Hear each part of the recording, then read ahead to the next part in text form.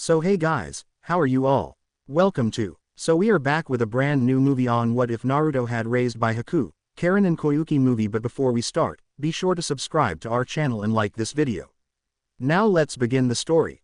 Atop a cliff face of an island long thought abandoned, ruined by time, stood a man of 16 years, staring out at the distant whirlpools that have, for time immortal, protected his home. Clipping his full face mask onto his belt, this teen stands in his full shinobi attire of black leather boots, loose black cargo trousers wrapped at the 3 points, around each armored shin plate to keep them clear, and halfway up his right calf wear a pouch full of kunai. His light navy shirt covered with a dark navy leather-like scaled jacket with a metal plate of a whirlpool upon his left breast. "We have a mission, Naruto-sama." A voice from behind calling out to this young shinobi, drawing his attention as he glances back with his ruby-violet eyes peering back at his closest confidant, Karin. His shoulder-length scarlet horsetail flowed in the ocean breeze as he fully turns back to her, his other half since they both arrived back home to this ruined isle. "We have a mission to get to," the red-headed woman says softly into the wind that carried over to him on the cliff's edge, her uniform matching his. "Okay." As he steps towards her, "Rina-sama, and Ashina-sama are requesting our presence," and the two begin to stroll back to the village. "It still feels a bit wired, right?" She continues and he nods. "We spent years in there," Naruto responds as they return to a worn dirt road, "but out here only mere hours. I wouldn't change it for the world," Karin states, grasping his hands, their fingers intertwining with practiced ease. "We aren't kids anymore.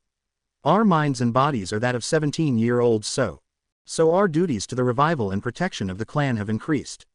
You heard what the council said. Their ruling is law. Neither of us are free for ourselves," he says as he faces her with a serious look, her face turning a slight pink hue. "Though we were lucky, falling for one another."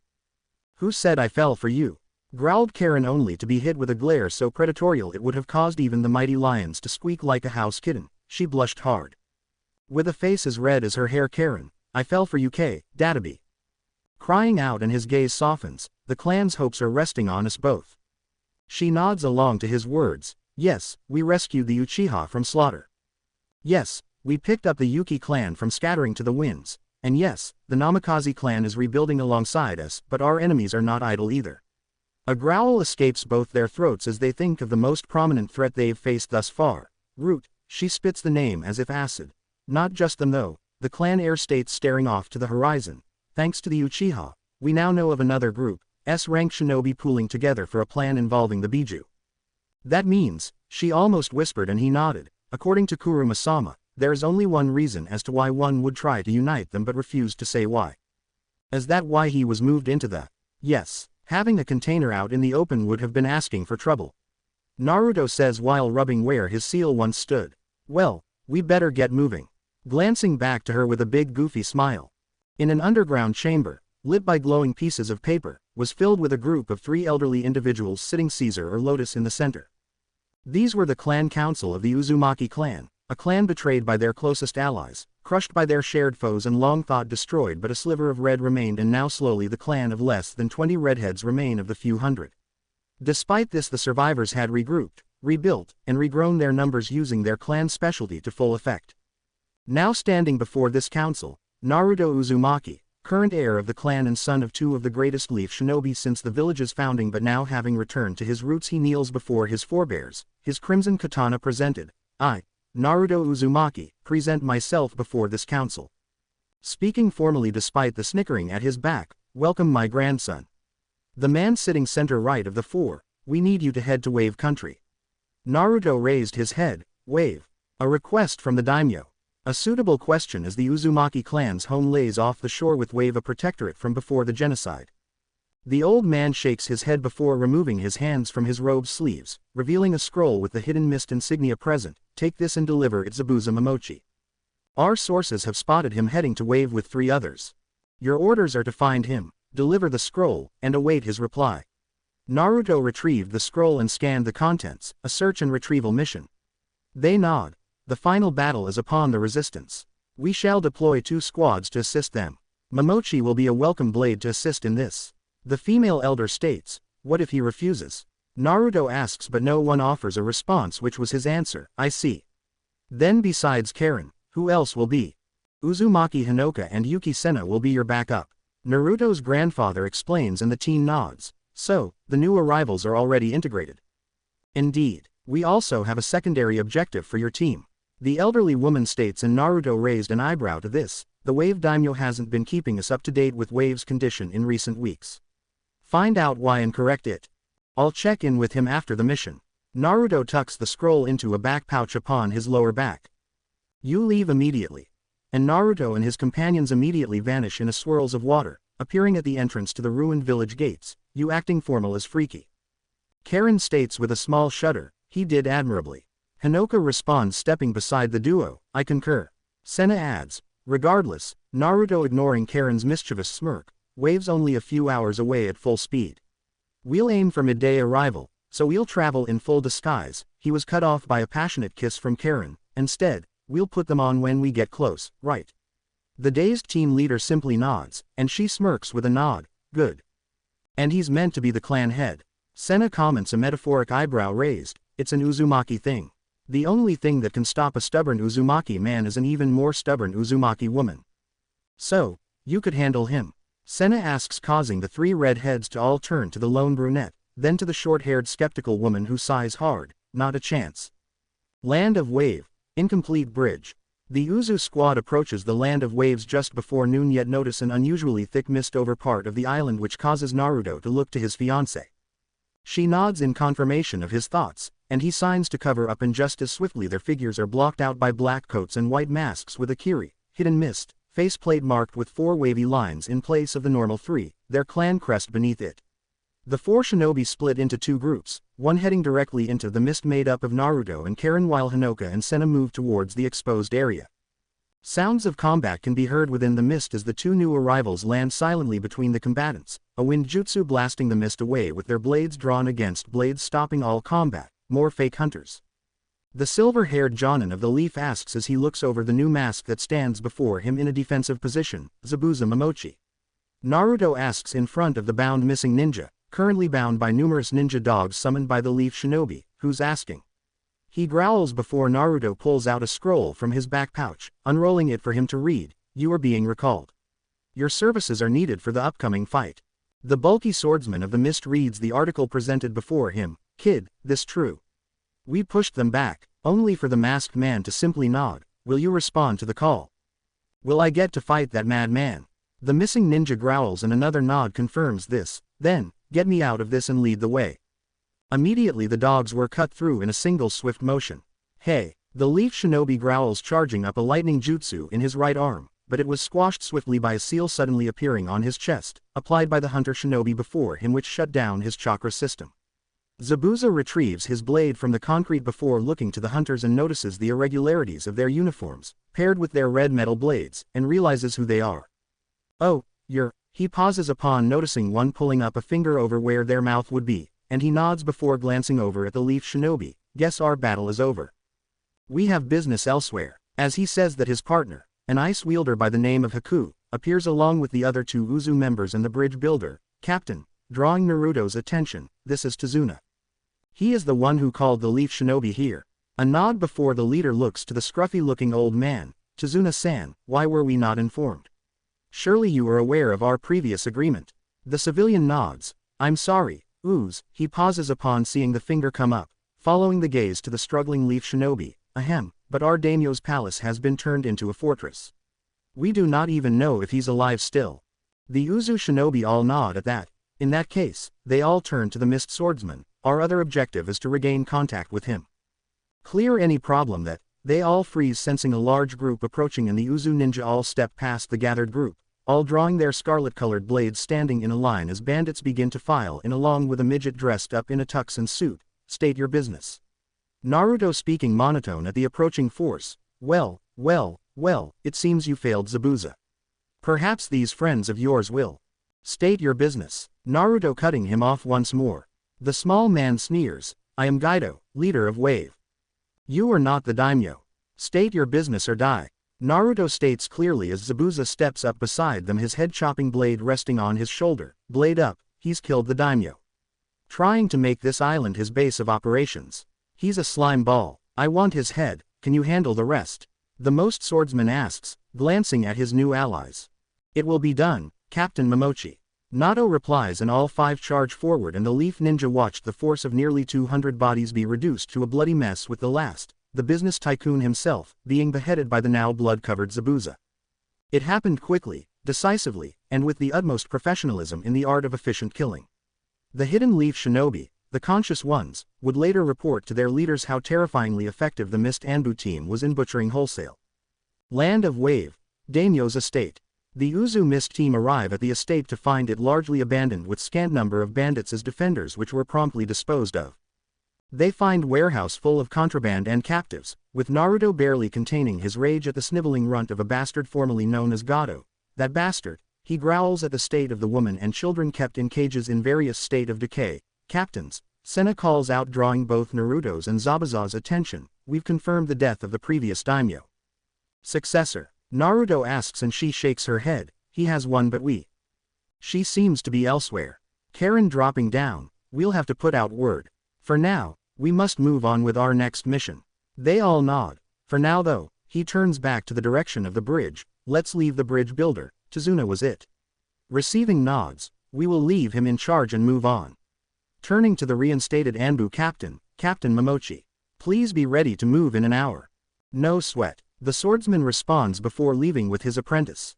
Naruto then turns back to the warehouse. Now then, he places his finger in a cross, shadow clone jutsu.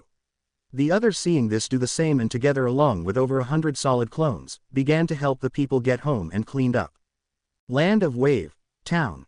The people watched as a group of masked ninja arrive, carrying their friends and family down toward the town from the direction of the crime lord's manor. People rushed over to help, and many families are reunited with plenty tears shed and thanks exchanged. Among the crowd comes Tazuna and his family, who watch in awe. Tazuna-san. Naruto calls, stepping out from the crowd. Shinobi-san, I don't know how to thank you enough. No need. Naruto responds with a shake of his head. On behalf of our village, we must apologize for not responding sooner. We should have been here sooner. His fist clenched so tightly it trembled, bowing at waist profusely.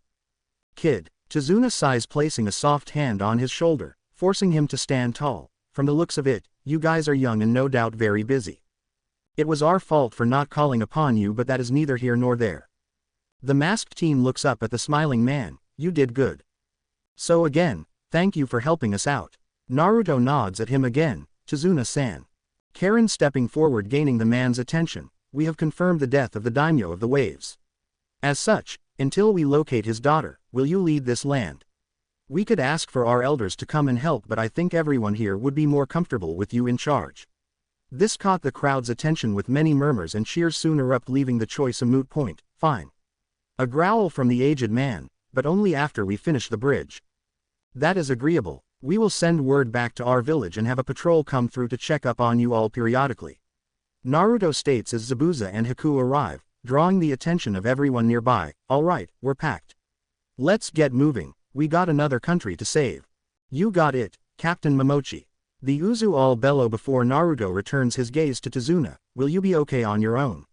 After receiving a nod. What about the Leaf Shinobi? Zabuza snorts. That Leaf team was nothing but brats pretending to be shinobi. He didn't voice that though, instead looking to his new ally. They won't be an issue. If they ask for more money, then take it from that fat midget. Don't let yourselves be indebted to them. Naruto instructs somewhat forcefully, causing the scruffy old man to nod immediately. Now then, he looks to his new companions. Are you ready to depart? Yeah, we are. Why? The bandage-wearing man asks as the mask glances around at the gathered crowd. As much as we all want to head back, I want to help them rebuild, even if a little. Naruto says, with his voice trailing off at the end. The brief pause lingered before they all nod. Fine. We'll run patrols and ensure we got them all. Zabuza announces and Naruto nods in agreement. Before the missing nin could leave, the Uzu team leader pulls out an unscratched hidden mist headband and presents it, to prevent any misunderstandings. Zabuza nodded as he pulls off his old plate, looking down at it for a long moment before folding it carefully and deliberately. After securing it in his own pouch, he reaches for the one presented. It was worn and has definitely seen combat, causing the man to look up at the masked visage before him. We've been fighting in the civil war for the last 6 months. Naruto shrugging off the unasked question. Having replaced his scratched-out headband. Very well. He nodded before vanishing. His partner, a female by the name of Haku Yuki, looked to Senna, who nodded, smiled before masks were replaced, and jumped off after her master. Naruto then turns to his team, let's do this. With all their hands making a familiar hand sign. Land of Wave, Tizuna's house. After 2 days within the Land of Waves, the town has taken 100% turnaround, now looking like an actual town. An orphanage had been set up for the parentless children and a new hospital sprung up near the center of town to cater for the wounded and traumatized. It was staffed by a pair of Uzu's apprentice doctors on a short-term mission. The Uzu Mist team was escorted Tizuna back to the house after another day of work within the town, which had delayed the bridge somewhat, and the long-awaited confrontation between the Uzu and Leaf teams was finally about to take place. It's all thanks to you all, so please allow us to cook for you this one time. Tizuna bellows as they arrive outside his house. I am sorry, Tizuna-san, we have to leave. We have delayed long enough. I see, the old man sighs downcasted, causing the Uzu team to smile softly beneath their masks. We will return once our next mission is over to check on things. Karin states before they all stiffen, turning to look at the newly arrived Konoha team's Jonin leader appears in a Leaf Shunshin. Yo. Can we help you, Leaf Jonin Kakashi Hatake? Naruto asks monotone as to not give off any of the contempt for the hidden Leaf slip out. His team all look to the silver-haired man staring back at them, are with the mist. Our mission here is done. You may continue to assist Tizuna-san until the bridge has finished construction. After which you are to depart immediately, no discussions. Naruto states and raises his hand when the Leaf Ninja attempts to cut in at the end. Are you sure? We could just do it ourselves. Tizuna asks, looking at them, and they all nod. You asked them for assistance. Paid for a mission. We will not interfere now. Senna adds, we have sent word ahead. Our patrols will expand to encompass this town and the bridge. You will be safe. Tizuna was almost brought to tears by this and bows his head. Thank you so much. But the 4 Uzu ninja shock their heads. No need to thank us, we just hope to make it up to you all about coming around so late. This never should have happened. Sorry to interrupt, Kakashi cutting in, but this was a C rank mission turned A rank when your swordsman showed up. You want compensation. Zabuza growls, arms folding across his chest. I stood down and, he pauses when Naruto raised his hand. When he did, you should have returned home with your genin team. Standard operating procedure for the hidden village after a client gave faulty information, correct? They all spotted the subtle stiffening of the elite Jonin. You will receive the C rank pay, but do not push it or next time we meet, as they all hold their blade handles. The threat was thick, definite, and very real, which worried the A rank Jonin. You think you can stand against? You barely stopped me, Kakashi, you think you can handle all of us?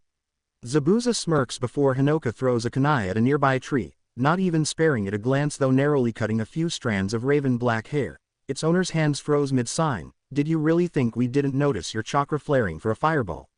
She adds as Haku and Senna both prepare ice kunai, a clear sign of improvement on Haku's part, and stalking toward the hidden Uchiha. Are you there behind the wall? Those ink pets of yours are useless against us.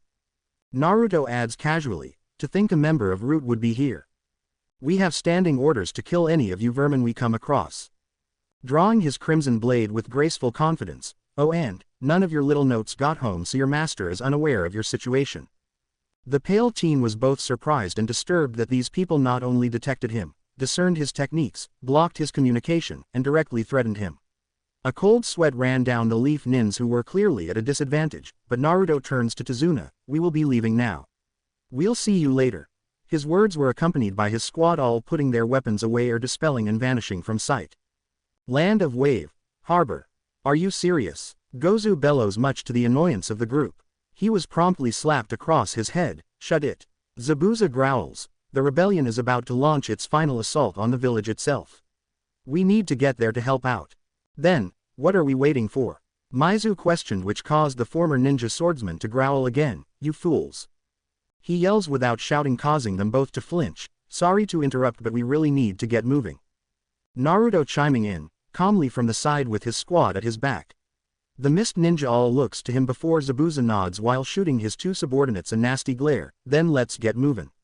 Naruto says as the Uzu team all jumped away, landing on the water and began gliding across it at high speed that was far superior to that of the mist team could fathom. Whoa. Maizu comments, well, they are from Uzu. Haku adds before running off to catch up alongside her master and the others. Seeing as they were out front, Karin displaced her mask to enjoy the flowing wind as they glided across the ocean, as if they were ice skating despite moving faster than most jet skies. Be careful. Naruto says, glancing over at the woman whose red hair flew in the wind. the hood that once concealed it lowered to allow its freedom. Did you say something? She responds with a smirk as she performs several maneuvers, skating around him before turning face to face with him without losing momentum. Huh. Her face turning from mischievous to furious in but a moment. Despite the mask donning his face, she could clearly tell he was somewhat flustered. Are you questioning me?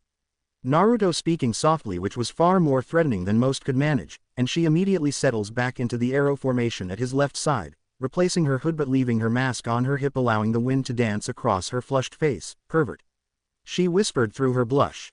Naruto and his group arrive at the forward base of the rebel encampment, many of the shinobi there nodding in respect to his party, with many smiling at the sight of another ninja swordsman. The already high morale clearly climbing further, much to the hidden amusement of the tall swordsman, who noted just how everyone was giving his escort a good amount of respect, which was very telling in his opinion. Reaching the command tent, the guards saluted the group before parting the curtain, and in steps the party, drawing the attention of the occupants. Ah, Captain Red. Good to see you made it, the woman in front of the map table speaks with a growing smirk, and yet again with a completed mission no less. We have retrieved your swordsman, yes. Naruto responds, stepping aside. Captain Momochi, surprised? She asks as the man in question chuckles lowly. You could tell, Mei Terumi. Well, I supposed, seeing as we've been friends for so long.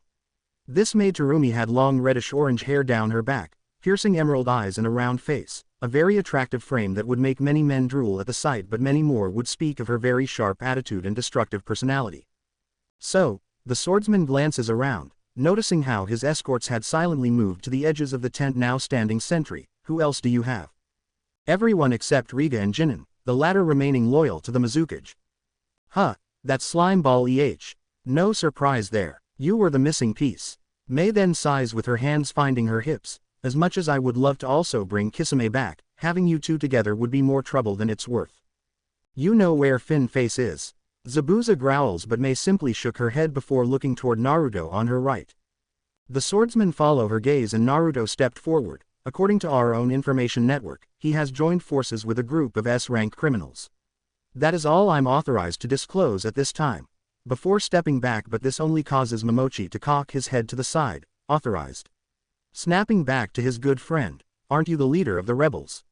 She nods before realizing that he didn't know about the chain of command. Oh, right, you don't know about. That was purposeful, Terumi-sama.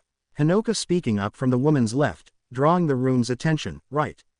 Mei turning back to the swordsman. Technically, they aren't my shinobi. We're paying for their services at a discounted rate, seeing as we are lending them our headbands. Zabuza looks between the masked four, mercs. You sure he was cut off by Mei. They have worked harder than most, their exploits and drive for our success are unquestioned. They are our crack unit, working with your comrades on over a dozen missions. I suggest you drop that line of thought. Zabuza growls with slamming his palms on the table. I've worked as a merc, I know what. Lighten up there. Bandages. An eerily familiar voice to the man from behind, causing him to freeze and growl deeply as he turned to the face of one Amayuri Ringo, her ever-present smirk on full blast. Amayuri. You're still short. She punches his arm, hard, and you still lack eyebrows. Let's not rehash old arguments. Now then, she turns to the masked shinobi. I heard you were back and figured we could either spar or... She licks her lip at Naruto, who showed no indication he was even aware of her presence, though the killing intent from the three others told her she had the right mask picked out. Mei sighed again as she folded her arms. Amayuri, we need everyone to rest right now. You know the assault begins in 3 days. Could you not antagonize our allies? The girl in question shrugs. What? He's the only one that I could spar against without accidentally killing him.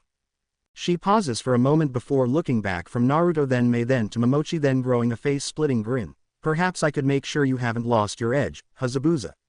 Unbeknownst to the bickering duo, Naruto let out a sigh of relief, no longer at the center of Amayuri's attention, but it was short-lived as the two swordsmen and woman turns back to Naruto, who had remained motionless like a statue. Oh, Red, we'll have that date later. K. With a lecherous grin that sent a shudder down his spine, not that he showed it. That night in a nondescript tent among the group of tents, the four Uzu shinobi set up their seals upon the cloth, locking it shut and protected from outside influences, allowing them to remove their masks and armors without their identities being leaked, and 3 sets of red hair down with Naruto's messy ponytail that reached his shoulder blades, Karin's straight down halfway to her hips, and Hinoka's short but sleek barely reaching her neck. What a long day, he sighs, plumping down upon his futon. As you say. Senna responds, causing a chuckle from the group. That reminds me. Naruto, looking to the only non-blood Uzumaki there. That Haku, she's a lost clansman of yours, right? And Senna nods. She's my third cousin from what she told me, on her mother's side. Will she be staying here or? He let the question hang a bit, but his ice-wielding friend just shrugged. I offered her a place within the clan, but ultimately it's her choice. I told her she had until our mission is complete to decide. You do remember the creed, right? Karin, narrowing her eyes at the Yuki clansman, who nods slowly with a heavy heart. If you can't, then we will. Naruto adds, supporting his clansman, that was sitting beside him, head resting on his shoulder. We are all Uzumaki here, Hinoka cutting in, you don't have to do this alone. Senna manages a weak smile, but a smile nonetheless. During the 3 days of rest, the Uzumaki shinobi were scarce and very hard to notice around, but they were very much present.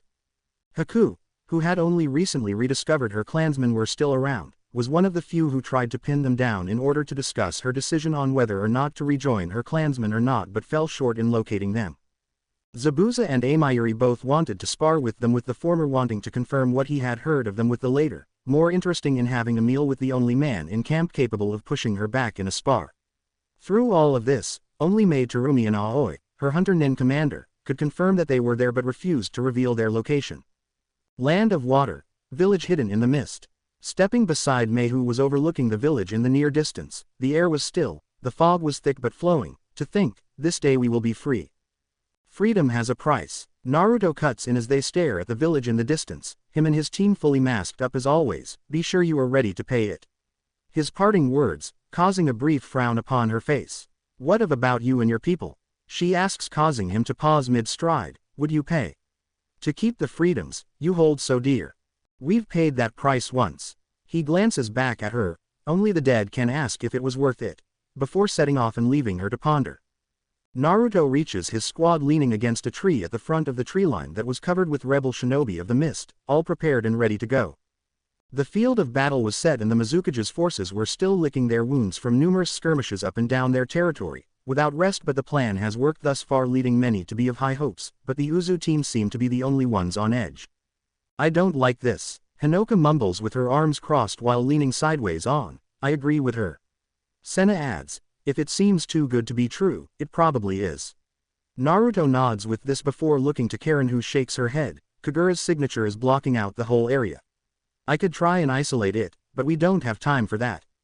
Have you all placed your markers? Naruto asks in a whisper after he activates a privacy seal on his wrist. Mimicking his actions to isolate their voices from the outside world, but not along with their captain's question. If the tables are turned against us, jump back here and we will re-evaluate our situation. Our primary objective is to rescue Isobu from his container, confirm his condition, then leave. Our secondary is to assist in the capture of Kurigakure no Sato. And our tertiary objectives are to assist the rebels rebuild. Contract time is 13 days. Hinoka adds on, what if they asked for an extension to our term? Senna asks, looking to the squad captain, who shakes his head. Our next assignment has already been selected. We are unavailable beyond our contracted time. Oh boy, where's our next assignment? Karin growls, gaining her promised one's attention again. Bodyguard duty for the priestess of Demon Country. Apparently, they suspect trouble heading their way. Naruto confirms, but that confuses Hinoka. Wait, that isn't for a few months. I thought it was guard duty for that actor. Naruto chuckles as he folds his arms with a slow shake. The elders fireballed it. Apparently, the client also contacted Konoha. Wanted us as reassurance. They denied the request. Why are all these requests from women? Karin grumbles with a tone filled with both venom and loathing, arms crossed. Naruto could clearly hear the scowl in her voice and could easily picture her scowling face she was pulling. Without warning, Naruto's communications seal lights up, signaling the other Uzu squad was nearby and calling out to him, Kazur. Why is your squad here? What happened to the meeting with the Bird Country daimyo? Talking into his right arm bracer, or at least that's what it looked like, as no noise was being transmitted through the mask, but his squad all knew what that stance meant. Went smoothly. Too smoothly for my liking. Right, so are you to back us up? Yeah, the old goats want us to make a big impression. Leave our mark. I see. Naruto glances around at his squad. Are you aware of the plan? Smash through the walls, fight the Jinchuriki, catch the beast, head home. Kazur chuckles and Naruto face palms. even I'm not that reckless. Though, with the extra numbers, he chuckles and the hairs on Karen's neck lift, telling her that he was about to do something really stupid. She was about to move to slap him until she sensed the approach of another Uzu squad, Team Maelstrom, which causes her to narrow her eyes at her man. How long till you're here? Naruto asks, your lady should be detecting us by now.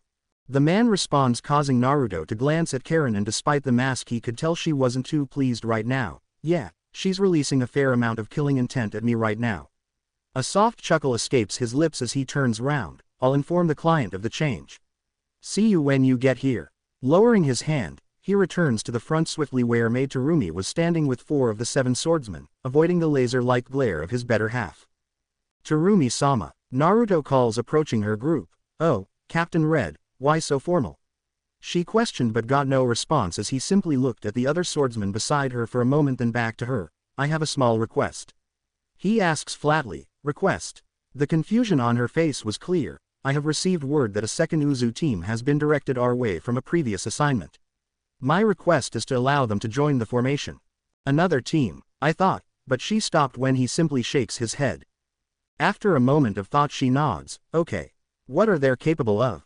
Unlike us, this new team is an area bombardment and denial team. Naruto states calmly, which caused a short pause as they all tried to figure out what that meant exactly. It was Io who summed it in a way all could understand, ninjutsu specialists. Naruto cocks his head to the side, yes and no, not solving the confusion any further. Specialists no, ninjutsu users yes. Just on a larger scale. How large exactly? Mai was almost afraid to ask but got no answer as he simply looked at the town, but that sent shivers down their spines. How do they compare against you, Red? Amayuri questions. My squad is a tactical level squad. They are a strategic level unit. Normally only hired by daimyos for large-scale decimation of occupied landmasses. Supposedly, Naruto responds with a light chuckle as the 4 new Uzu nin land at his back and immediately take a knee before him. Sir, we have arrived as ordered. Under this contract I am known as Captain Red. Prepare for orders, Naruto says before turning back to Mai. Allow us to open a path for the freedom you wish to acquire. All eyes look to the woman in the deep blue dress, a pale blue jonin jacket atop it. What do you propose? Unbeknownst to the Mist Ninja, both Naruto and Kazur were grinning like madmen on a mission. Land of Water, Hidden Mist Village. Uzu style, Tsunami's Wave. Uzu style, Lightning Roar. Uzu style, Roaring Sky. Naruto, Kazur, and Kazur's teammate Nell stayed together and the 4-way strategic level collaboration attack was fired. All the mist in the area was sucked up by the beginning of the Tsunami Wave Jutsu, but as it merged with the rising air torrents of the Roaring Sky, freezing as it reaches high above. It was then integrated into the Lightning Roar, atomizing the ice and water into super-cooled droplets of razors that roars down and smashes into the village and surrounding area. The icicle razor, lightning storm shredded, shattered, blasted apart everything and anything unfortunate enough to get in its way. Before their very eyes, 3 combined jutsu just flattened half of the village. The bulk of the defenders were displaced and thrown about by the time the group technique died down. Naruto turned back to Mai, who simply stares back, and for a few moments, ahem. The clearing his throat jolts her back to reality. Begin the assault. The rebel shinobi charged through the rubble and ice-covered ground of the outer wall. The Uzu shinobi dispersed shadow clones around to slap restraints on the downed enemies to prevent them from striking from the rear or causing any problems. Many could clearly see the Uzu presence far and wide, but when the Mizukage himself showed up, things went from good to terrible. In his partially transformed state, Kagura tore through the village, friend and foe alike roaring menacingly as his Anbu guard struck from the sides, cutting off the called retreat. Mai took to the field, Io taking on the Rouge Anbu guard alongside his own, but just as she arrives, a flare of demonic chakra draws the enraged demon Cantainer's attention like a beacon. He immediately rushes forth, charging through towards the destroyed parts of town and out toward the open areas on the village outskirts. Mai gives chase with the swordsmen all following after. Yugura arrives to find a single person, emitting the aura of his kin. So, you're responsible for this mess, you sly fox. On the contrary, this is your own doing, turtle. A deep growl from the masked man. Ha ha ha ha, I don't see how. Those bloodline users are a threat to this world. What's wrong with you? Did you forget his teachings? A long pause with Yugura suddenly looking confused. Teachings? I don't. Who are you really? His confusion abruptly fades. To hell with you. Uwho stands against me shall die. But before he could move, golden chains erupt from the ground, and each cardinal direction in Yugora briefly struggles before the demonic energy dissipates slowly then completely as they continue to constrict. A second figure drops beside the first masked one and begins to step forward toward the now kneeling Mizukage, stopping before him to kneeling and staring into his eyes. Tsukuyomi was whispered, and in moments the figure nods back at the first who steps forward. What was that? Yugora huffs and puffs before the second figure taps his forehead. Kai. And immediately a powerful surge of demonic chakra is pushed through the man's system and disrupts a powerful genjutsu that was placed upon the man. After his fit of screams from the burns of this foreign energy passing through him, he slumps forward coughing blood and wheezing, but immediately a crimson blade blocks the Kubikiribocho. A massive shockwave of air from the clash was felt all around. Would you calm down, Zabuza? Naruto asks surprisingly calmly before glancing up at the growling man. He slaughtered thousands. He must die. Hinoka kicks him clear of a barrage of demon windmill shuriken, laced with fire chakra. So, you've finally showed yourself, Naruto says as his team all turn to face the newest arrivals. Ho, you knew. An orange-swirled masked man sitting on a nearby dead tree, legs casually dangling as if a child. You are the whole reason we are assisting the rebel faction in the first place. After all, we had reason to believe this man was either psychotic or under some kind of external influence based off all reports. Naruto says, stepping forward with his two teams moving to encircle the two men. This comes as a shock for the Mist group who arrived shortly after Zabuza's attack. Ooh, aren't you all smart cookies? His childlike voice and clapping do not sway a single shinobi who stood against him with a clearly defined purpose. The situation continues to grow in tension as the Uzu teams all start going through hand signs in unison, over 50 in under 30 seconds, and slam their hands down, and the whole field is surrounded by a pink barrier which causes the orange-masked man to notably stiffen. I see, his voice deep, dark, and full of malice. You truly have come prepared. You die here today, traitor. A feminine voice calls out from the masked shinobi beside Naruto, which promptly draws the man's attention. Traitor, you say?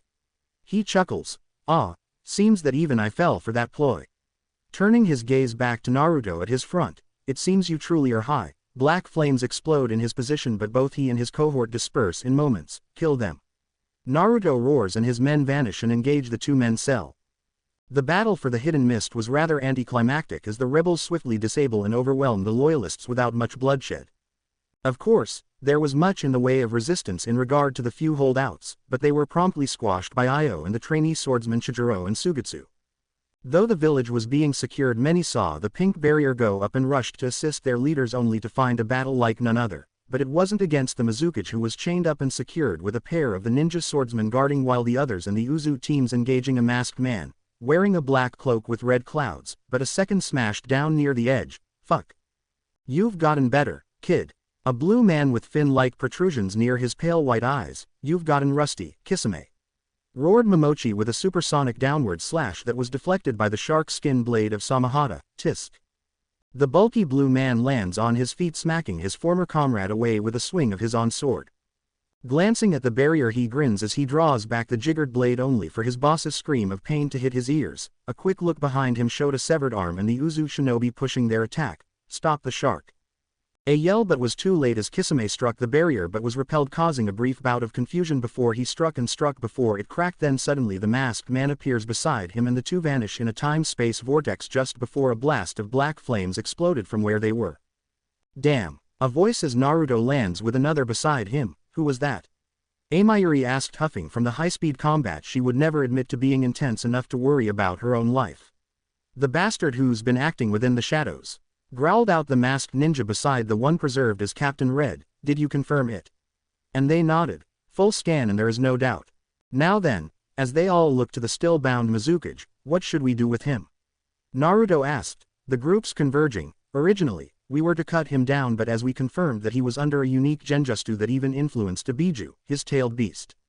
And no one noticed this. Zabuza growls loudly while looking to the gathered Anbu from both sides. You lot are a disappointment.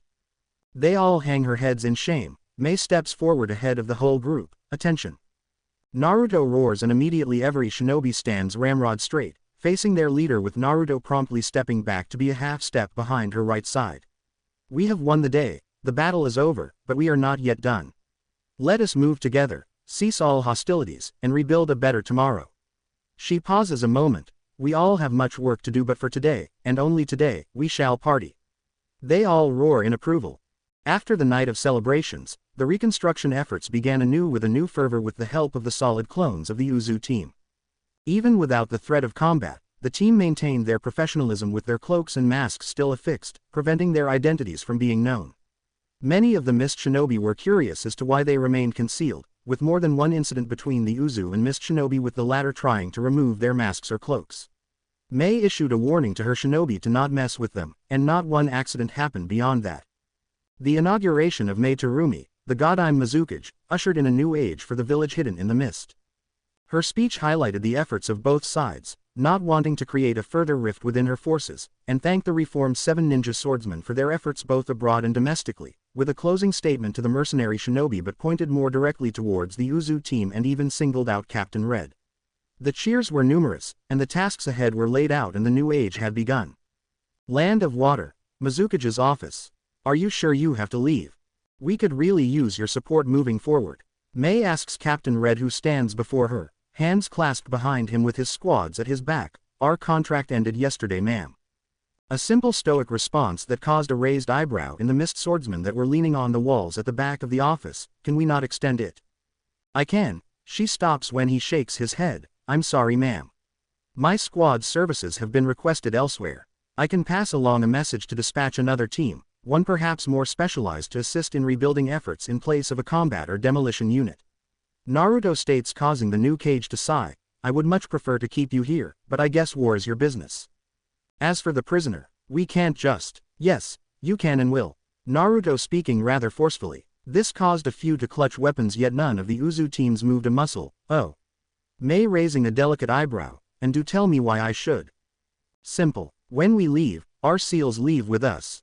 The chains currently keeping him subdued, he raises a hand and snaps, will vanish. We can take him, Zabuza declares from behind, but Naruto didn't even acknowledge his words. This isn't a negotiation. We are taking him, period.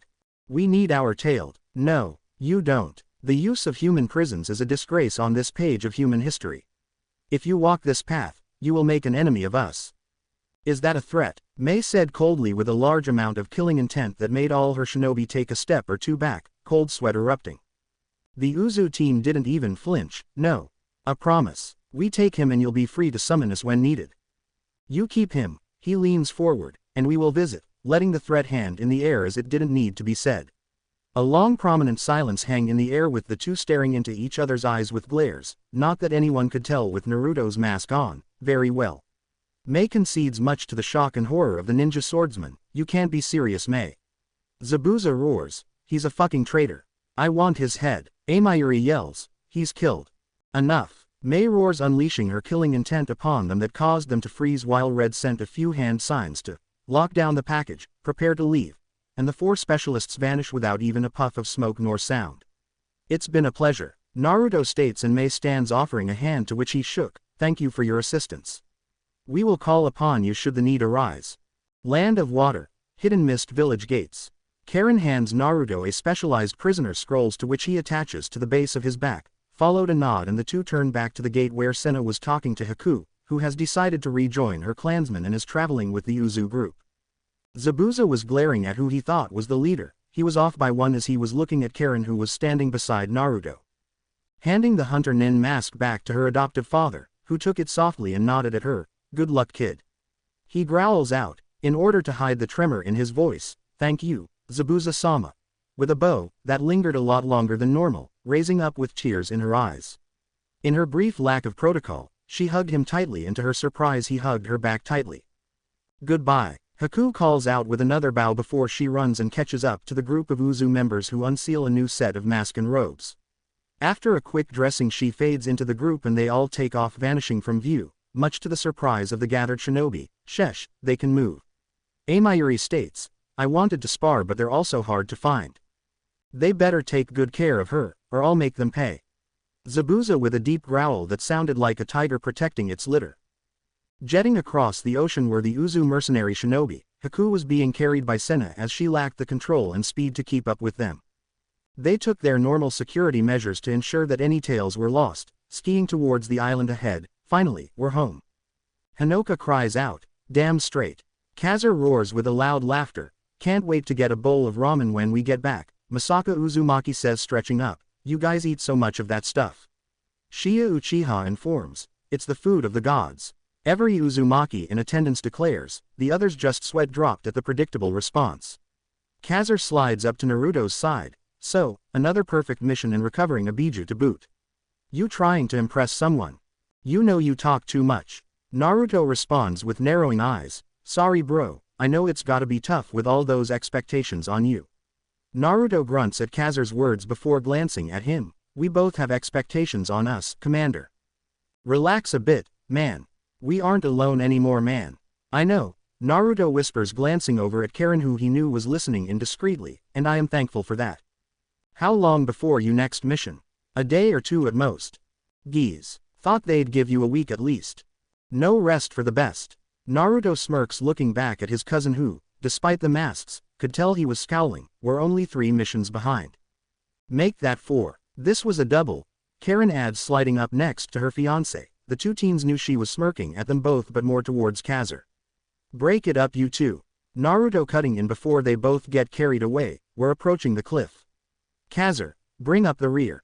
Yes sir. As he slips back and Naruto leads the group into the narrow waterway, hidden by the sharp cliffs, and a cleverly disguised genjutsu reinforced by seals. Land of Eddies, Uzumaki southern entrance. Ah, welcome back everyone.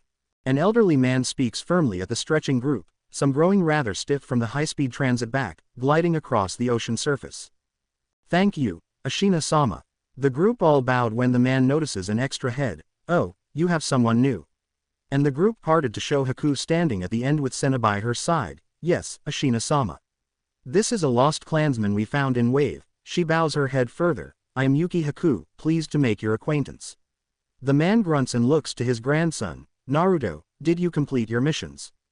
Yes, Gigi. Naruto presenting the scroll from his lower back, lowering his head as Ashina takes it before whacking his head with a bamboo stick, causing him to cry out. Remember your manners in front of others. We aren't at home. Yeah, Gramps-sama. A mumbled reply, but Naruto falters when Ashina glares at him fiercely. Yes, Ashina-sama. Karin snickers at his back, the only one who dared to do so in the presence of the Uzumaki clan head. That scroll holds the sacrifice of the 3 tails. He had a genjutsu placed upon him and isobu. Strong stuff. A Uchiha then, without a doubt. Naruto confirms, nodding. Shia and Makoto both confirmed it. And the two in question stepped forward. Name: Obito Uchiha. He was presumed dead in the Third War. Makoto states as she places her mask on her hip while shaking out her long raven hair. He was such a good kid too. I wonder what happened to cause him fall so low. Can he be saved? Ashina questioned, looking at the Uchiha clan's current matriarch, who frowns. I'm afraid I cannot say. His mind was so shattered. We fought him, wounded him pretty badly. Naruto growls in frustration. Slippery bastard. Language. Ashina smacking his heir's head with his bamboo stick again. Did you trap him? Yes. We had a level 8 hexagon barrier up. Naruto adds, glancing at Kazur, who shrugged, his back up Kisame Hoshigaki. The old Uzumaki nodded. Swordsmen of that caliber were no joke and would give any trained Uzumaki a good beating. Very well. We have much to discuss. You are all dismissed. Come, Naruto.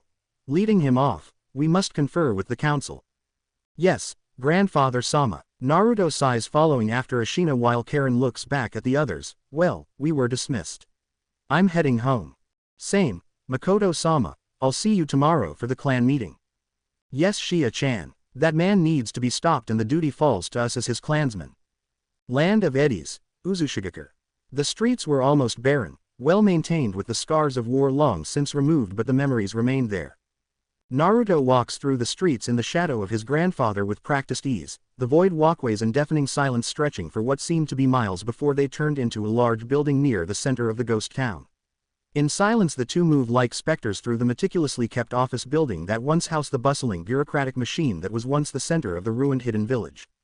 Naruto never strayed a step, walking purposefully behind his grandfather with an uncharacteristically serious look upon his face. They reached the council chamber, turned into a meeting room, to which they entered in all due haste, where the other surviving members of the clan reside, all seating upon their ankles respectively. Ashina sits at his spot at the far end of the two columns as Naruto stops in the center, taking a seat with no wasted movements as instructed by his grandfather. Now, we are all here to listen to my heir's mission reports.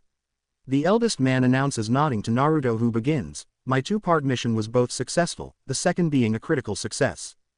Explain. The first mission, primary objective, recover missing Nin Momochi Zabuza or his sword. Secondary, regain contact with Wave Daimyo. If incapacitated, select best point of contact. We were able to locate our first target with little difficulty, however he was embroiled in a battle with a genin team from Konoha upon the incomplete bridge. The mention of the treacherous village's name caused those within to tense ever so slightly, but as highly trained as Naruto was, he noticed, we intervened while remaining inconspicuous. No jutsu, equipment or voices that could lead them back to us. Naruto reports gaining approval from the group, though, we were able to identify the Jonin sensei as one Kakashi Hatake. He noticed that most stiffened at the name. We also came across the missing Uchiha, Sasuke Uchiha, the second son of the Uchiha matriarch. Yes, we informed her of this, and although she wanted to retrieve him, she followed my advice to hold off until we have solidified our connection between the fire and water daimyos. Very well, we stayed as long as time allowed, helping with the reconstruction, and assisting with getting them back on their feet, laying the groundwork for further assistance. Very good. Ashina continued to nod along with his approval, after dispatching of the rogues and bandits in service of the black market mogul Gaido. We departed for the land of water and took part in their final battle, where we were joined by our fellows and fought on the front line. Kazer's squad, with my assistance and guidance, launched the opening volley with a four-way collaboration technique. We blew open the walls to the village and leveled half of the south side. He smirked at their smiling faces of approval, most likely reminiscing about their own explosive jutsu. We then moved in and combated the remaining loyal group of shinobi, Anbu, and even the Mizukage. After he came out, a feral grin played across the teen's face, which was soon matched by his grandfather. We moved fast as he appeared, already partially transformed, and subduing him in record time with 5 chains, forcing him back into his base human form when our newest members subdued them further, whilst confirming a theory proposed by this council. A Mangekyo Genjutsu, Ashina whispers as the others begin to murmur, with Naruto nodding softly. Even Isobu was affected. The masked man, from what we have observed, has grafted Senju cells upon his own body. This report causes them all to murmur loudly, and Ashina lifts his finger to his chin, deep in thought, whilst allowing his council to confer with one another. Seeing this lull, Naruto takes this chance to unclip a second scroll from his belt and lay it out before them all, and unseals its contents with the puff of smoke, drawing the room's attention to the lone arm with a clean slice at the shoulder. Gasps followed as even the leader of the clan staring wide-eyed at the article. During the fight, we secured this from the man in the mask, whom we were able to identify, thanks again to our new branch family. His true name is Obito Uchiha. According to our vessel clansmen, he was presumed dead at the Battle of Konobe Bridge, though his body was never recovered. I presume this, but Naruto's nod cut that question short. So, we have a name for this madman. Yes, Great Elder. The young clan heir responds. He relies on his eyes to remain elusive and seems to be a master of a space-time jutsu known to the Uchiha as Kamui. I advise all teams to be outfitted as standard with seals to counteract them. Tier 6 minimum. His declaration caused a great stir among. We don't have that many seal masters of that rank. Kana Uzumaki, another elder, states, we have no other choice. Ashina mutters to himself, we must step up our supplies should any of our teams have a run-in. A silence dawns on the room. Ahem. Naruto, gaining the room's attention again, continue. Ashina commands and Naruto nods. Our foe was able to escape due to the Rouge 7 swordsman Kisame Hoshigaki using his sword, Samahata, on the barrier to open up a hole for the Rouge Uchiha to teleport them both away before we could intercept them. The last part with an underlying growl of both frustration and anger. Land of Eddies, Uchiha District.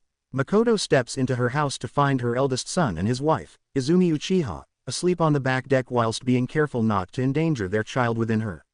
She smiles softly at the couple, though a part of her only wished that her own husband had not gone through with the choice to stand and fight, if he had only left his pride aside for once and came to this new land alongside their cousin clan.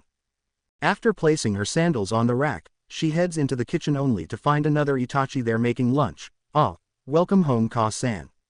How was the mission? He says with a soft smile. It only took a brief moment before she realized that this must be a shadow clone, and she breaks off her shock. It went to plan, luckily. I believe we are in good hands with our cousins here. Smiling back, but her eldest could see through that mask of hers and lost his own. What happened? And she sighs heavily while assisting in the lunch preparations. The other team with us found out Sasuke is a genin of the leaf. Seems to be under the assumption that he is the last Uchiha. Seems to be the work of their council. A dark look settles upon the clan heir's face. I see. Naruto-kun is speaking with the council, but he already said that there was nothing they could do yet. Considering our current position, Makoto sighs again. As soon as our position allows us to, we shall recover him. With a smile, he's promised us that. He is his father-child. Itachi comments and she agrees with a smile that soon falls to a frown, that he is. Though, I wonder how Kushi-chan is holding up. Land of Eddies, Yuki District.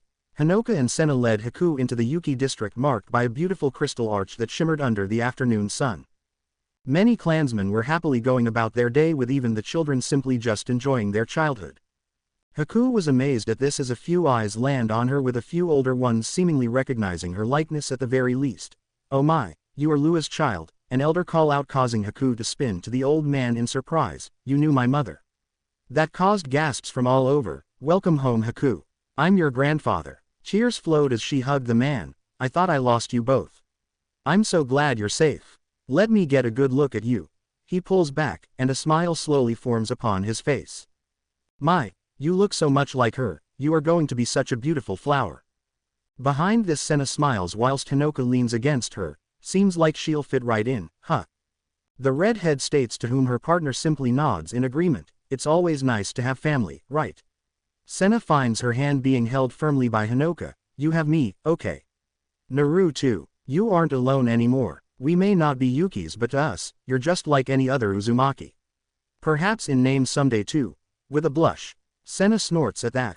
To think the tomboy Hano could actually blush. A small elbow to the gut was the only response to that. Land of Eddies, Uzumaki Clan Hall. With evening behind them and night falling upon the hidden Whirlpool village, Ashina walks with Naruto at his right and the elders at their backs. The large hall was lined with long tables loaded with food and the entire island personnel in attendance, Uzumaki, Uchiha, and Yuki alike, all under a new combined crest with the shared Uzumaki name. One clan, one family. As usual, they all sat. Now that we are all together again, without any missions underway, the entire clan had gathered and enjoyed the dinner as a family. This was a unique moment for several new additions, but the air was thick with familiar warmth that could melt ice caps. The bond between the clan was solidified in these nights despite them originally hailing from different bloods. These get-together were what made those like Makoto and Senna both glad they made the choice to bring their families to this new life. It was common knowledge that for such a jolly atmosphere filled with merry cheers and gentle laughter, the main house was eating with a stoic expression. They ignored the single empty cushion directly across the table from the heir apparent, but they all pretended to not see it. No one knows why, but Naruto Uzumaki, the heir apparent, and his mother, the former heiress Kushina Uzumaki, were never in the same room for long, and even when they were, it was as if the two were unable to see or even feel the other's presence. It was confusing at first, as the two were inseparable when they first arrived, and for the first 3 years one was always with the other.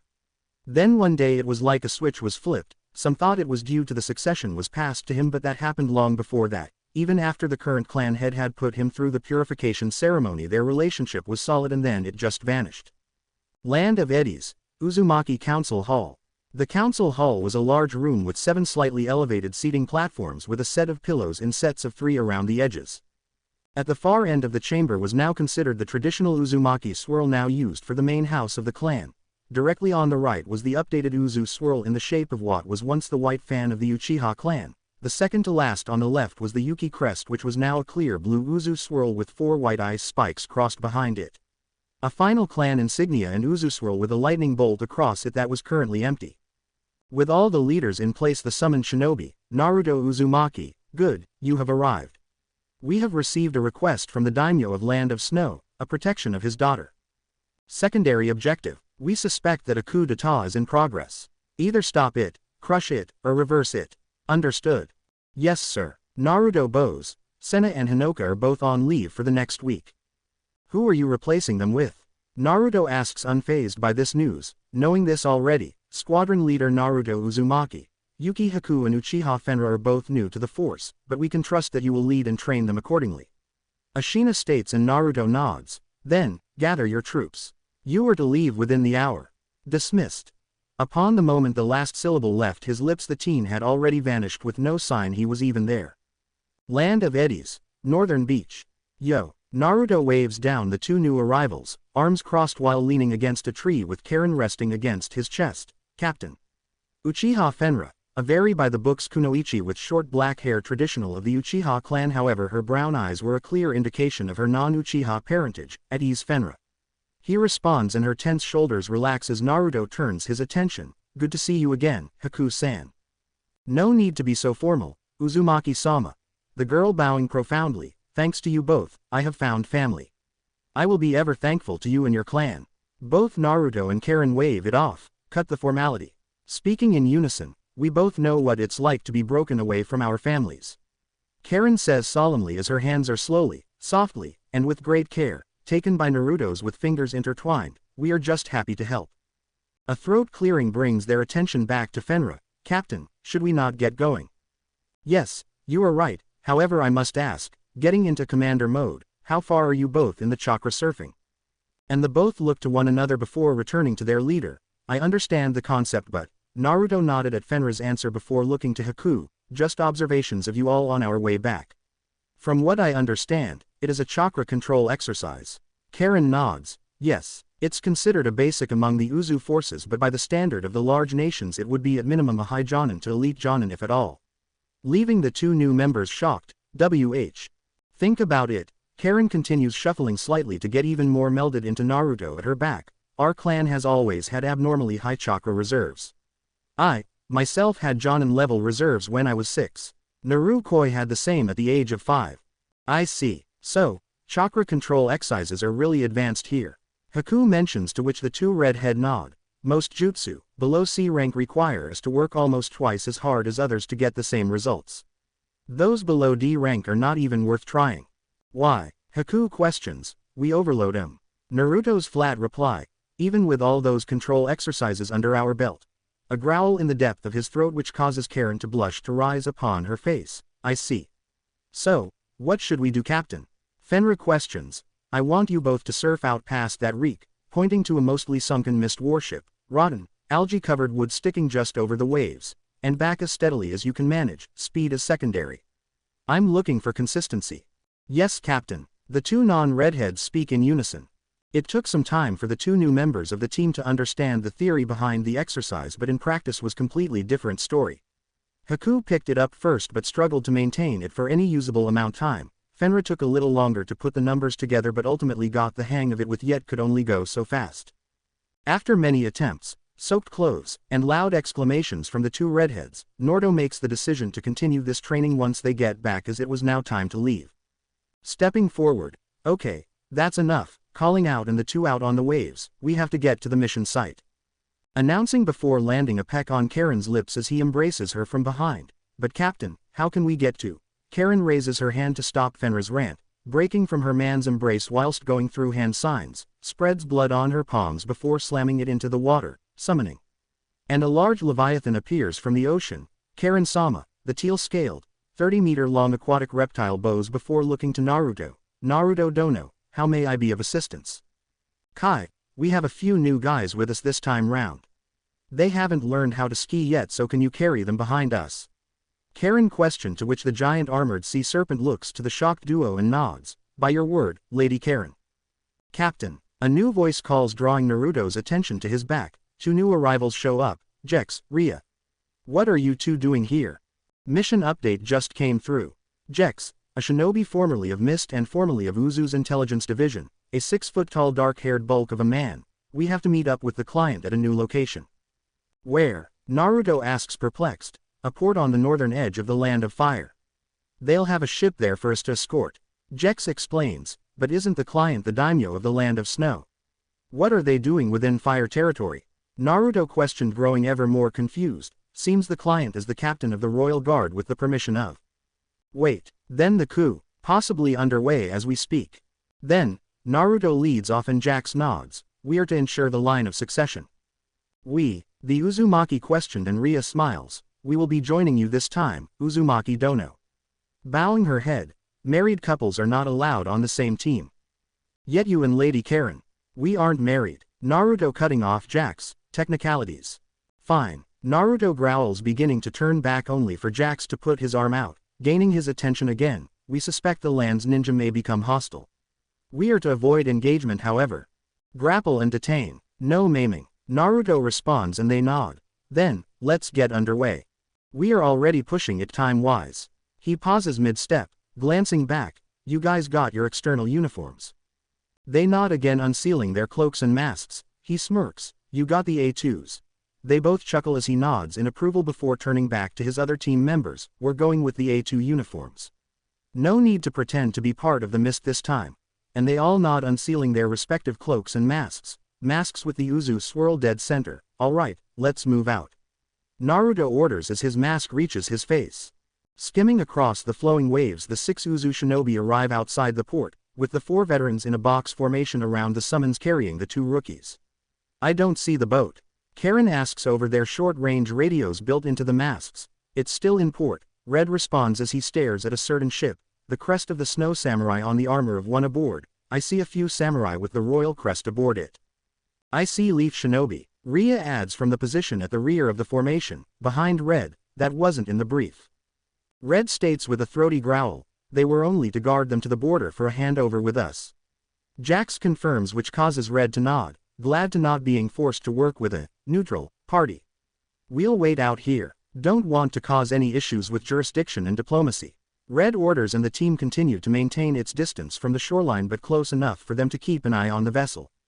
An hour of waiting with no change causes both Red and Karin to grow agitated, which causes Red to lose his cool first. I'll go and find out what's going on. I'll come with. Karin growls as the two break off and head into the port. Guess we'll wait here. The 2 Uzu shinobi reach the port, moving from their traditional skiing to the more common water running as to not reveal too much about their capability. Jumping up the land before the vessel ramp, startling the guards for a moment. Apologies for our sudden arrival, Land of Snow Samurai. We have been tasked with the protection of your charge. Red explains while producing the mission scroll, which he hands to the guard that had approached him. They took the item, unrolling and inspecting. They nod. Where's our charge? Red questioned. I believe they are still at the inn. We shall lead you there. One guard says, leading the 2 masked shinobi quietly moving after him. At the inn the 3 arrive to find 2 teams of 3 genin and move past them without any noticing their presence. The samurai arrives at a door and knocks. Come in. Is heard and the man steps inside, with a quick bow of his head to the occupants. Sirs, madam. The second escort has arrived. Second escort. One of the Leaf's jonin questions confused and the producer steps forward. Well, when we were told that we would get 2 genin teams, we thought it'd be prudent to ensure we had a backup option. Gaining frowns from the 2 Leaf jonin, that wasn't part of the agreement. A new voice questioned, causing both Leaf shinobi present to startle while looking around to see nor sense anything. A tense moment of silence as the 2 jonin back to back, still unable to detect the voice. Ah, you're the famous Red team. The producer questioned, drawing the 2 agitated shinobi's attention toward the man who was face to face with a masked ninja. The agreement we signed clearly said that the Leaf Nin were only to escort you here, where we would take over. The last thing we need is a diplomatic incident on our hands. The mysterious shinobi states with his arms crossed, clearly annoyed at the prospect of working with outsiders. Please calm down, Shinobi-sama. The man says in a sorrowful sound, you hired these mercenaries. One Leaf shinobi questioned, a cigarette propped between his lips, his eyes locked on the clocked individual who had suddenly appeared in the room. Our contract with the Land of Snow Daimyo is to defend his daughter against all threats. It does not mention cooperation with any third parties. Now, we wrote that contract before the Hokage present us with 2 teams in place of 1. This created an issue with us, so this was not what we agreed to. Red sighs softly as to not be overheard. Just take it. Karin's voice over the radio, we'll handle the mission regardless. Our objectives won't change. He nods to her words and then looks to the producer and nods. We will continue the mission. My squad is waiting outside the harbor for your ship to cast off. He then looks to the bed where the dark-haired, makeup-wearing princess is waiting. We await your instructions, milady. The woman in question eyes the cloaked man curiously, an eyebrow raised. We. Without a sound another masked shinobi appeared on the far wall. We, ma'am. It said, surprising the Leaf shinobi again, but this time able to see the swirl design on the mask. You're from the Leaf. The smoker questioned, eyeing the symbol, earning a low growl from both masked shinobi, that promptly ignored them. What are your instructions? Red asks as the second one steps beside him. Fine. I'll go with you all. Raising a hand to the mysterious man who promptly takes it and softly lifts her to her feet. Great. The producer roars. Red, was it? The woman questioned. I've heard of your exploits. I do not know what you mean. Red responds as he and Karin flank the disguised princess, who looks to him, noting his eye has drifted from her to the leaf shinobi and puts two and two together. I see. She smirks. Then let us go already. The sooner we leave the sooner we can get out of that wretched place. The two Uzu shinobi over here, the two Jonin. Hey, Kakashi, these the same too. No idea, Asuma. They all wear those cloaks, but the masks are new. They don't have the hidden mist symbol anymore. They aren't from the leaf though. The only ones who are allowed to. They were wiped out at the end of the Second War though. The only other. Died 9 years ago. He would have been on my team if he had lived. Kakashi sighs mournfully. In the lobby of the inn the 6 genin are all conversing, well 5 are with the last one off on his own with an annoyed look upon his face. This is what the princess walks down into with the 2 Uzu shinobi flanking her. How should we address you, Lady Kazuhana? Karin whispers just enough to be heard. I am Fujika's Yukie. She says, announcing herself to the group of young shinobi ahead of her and to the 2, truly only, shinobi at her sides. She promptly walks on past the gathered group without further word. The leaf genin all stare at the 2 mysterious guards at her back and start discussing among themselves who they were. Reaching the ship, they rush aboard with the leaf genin bring up the rear. Red stands at the ship prowl and does several hand signals and receives a response via his radio in the forms of taps. He nods in agreement and turns back to see the leaf genin staring at him. Can I help you, leaf shinobi? The 2 continue to look at him with ever critical eye. I think we should create a stand. The gray-haired man stops when the masked man before him raises his hand. My men and I do not fall under your command. Our mission may coincide, but remember, we are not your shinobi. If you, or any of your genin become a threat, the 2 jonin glare intently, releasing killing intent at the one before them. You touch any of our students, they both freeze as kunai touch their throats by 2 more shinobi, same outfit as the one ahead. Then, be sure to tell your students to behave themselves then. Red states as for the first time all the Uzu nin arrive on the deck. The leaf shinobi could tell they weren't clones as there were differences between them, but they were minor things. So, Red, this is your squad. The princess questioned, to which the leader simply nods. Standing in her cabin before them she gives them all a once-over. Can I see your faces? And the whole squad stiffens with the others all turning to Red, who remains silent. A hand sign and the others all vanish before he goes through hand signs before slamming his hand against the wall and ceiling script expands to cover every surface within the room. A sizzle is heard from the nightstand drawing the duo's eye, but only the civilian dared ask, what? A wiretap. Someone was listening. Red shrugs. Now they're not. I see, but before she could finish Red reaches for his mask, which causes her breath to hitch. I'll be in big trouble if the elders hear of this, he says as the mask leaves his face, his pale complexion paired with glimmering purple eyes, and the locks of scarlet red hair that erupt as he pulls down his hood cause a minor breath hitch. So, it would be best to keep this to yourself, nay. With a soft serene smile which caused a very notable blush upon the actress's face, this man before her was a work of art with the perfect toned physique, and towered slightly above her just oozed protection to which she felt all warm and fuzzy. Princess?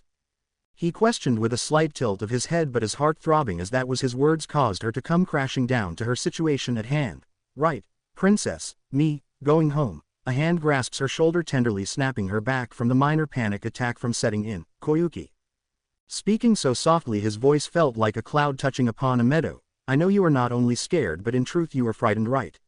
She nods while looking up at him as if a lost child. I won't lie to you, Koyuki, but your uncle's men probably already know you are coming.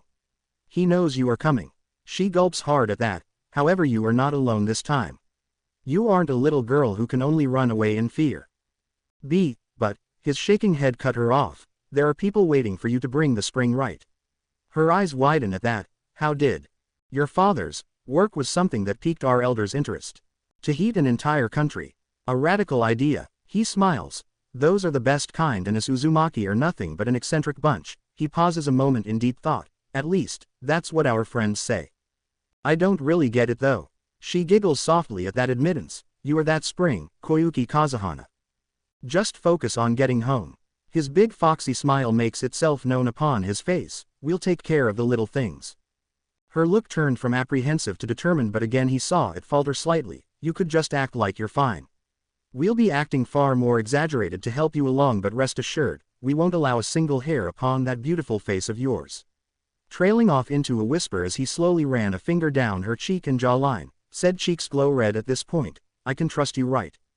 My real name isn't something I should tell you, far too dangerous and far too many. We aren't on camera yet, she said in a deadpan. Naruto Uzumaki, ma'am, heir of clan Uzumaki and soon to be daimyo of the restored Whirlpool Nation. Her eyes widen in stunned surprise, captain of Red Assault Platoon, second in command of Whirlpool's military forces and bodyguard to one Koyuki Kazuhana. His gaze falling on her. Are my credentials enough? You're a daimyo, and a ninja, yes. His stretched out response and a twinkle appears in her own eyes, then that means. Land of Snow, Northern Waters. After the meeting between the Uzu shinobi and the princess, the mission continued with the Leaf shinobi on guard atop the vessel in plain sight. They often tried to discreetly observe the Uzu shinobi, much to the said shinobi annoyance, as they couldn't use any techniques, which meant their normal escorting techniques were out of question. They remained hidden most of the time, with occasional sightings by the Jonin, but they were never spotted directly and the genin had no idea they were being watched. The producer began to yell and shout as an iceberg came into proximity. Red didn't pay attention to the contents until the princess stepped out onto the deck. Immediately Red and Jax faded into view at the back of the group for a moment, vanishing with only the two Jonin noticing the movement. The ship pulls up beside the ice mass, ramp dropping down when the producer pulls out a storyboard with a small skirmish between the princess's forces and that of her uncle. Karin looks to Red, who looks back at her, shaking his head, but she continues to stare. Red knows beneath her mask she is glaring at him, and he sighs before vanishing beyond the small hill and creates a small army of shadow clones, transformed into a group of random shinobi.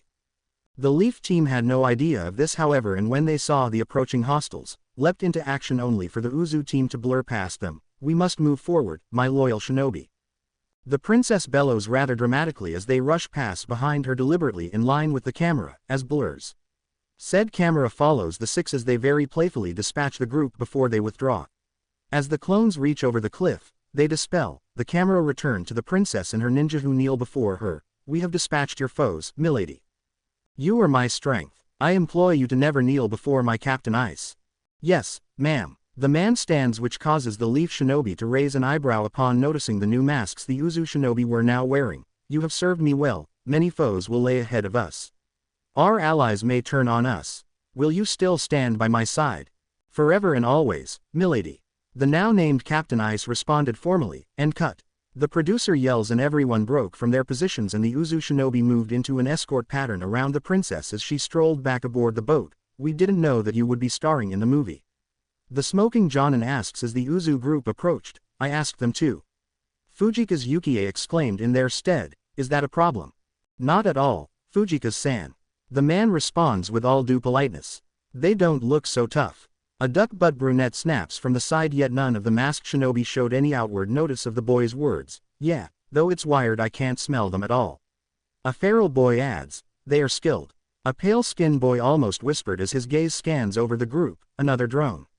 One of the Uzu members turned to look at the odd-looking Leaf shinobi. Should we end him here? No, the leader of the Uzu says as they all turn to look at the Leaf genin, their killing intent not lost on any of the Konoha shinobi. You know the rules. Outside the mission, however, the threat was clear as a snowflake, to which the Jonin instantly tensed, but they also seemed uncomfortable on how causally they spoke about their own suspicions of the target of their ire. Come. Fujika's ordered and the Uzu shinobi snapped back to their duties in escorting her back to her room. I grow cold out here. In the dark depths of the boat sat the Uzu shinobi Jax with Fenra at his side. Find anything. Their armor is chakra-based. Negates majority of chakra-based techniques including my eyes. Fenra explained as the two turned to look at the trio of tied up and subdued nin. Pretty dangerous stuff then. Jax grumbles and Fenra nods. See what you can find and put a report together for the captain. Yes sir. Fenra says with mirth in her voice that was not lost on the more experienced man who silently smirked behind his own mask. Land of Snow, Port Cal. The port came into view and the next scene was being played out. Disguised clones played the part of the bad guys as the Uzu shinobi are led into battle by Fujikas in an epic clash.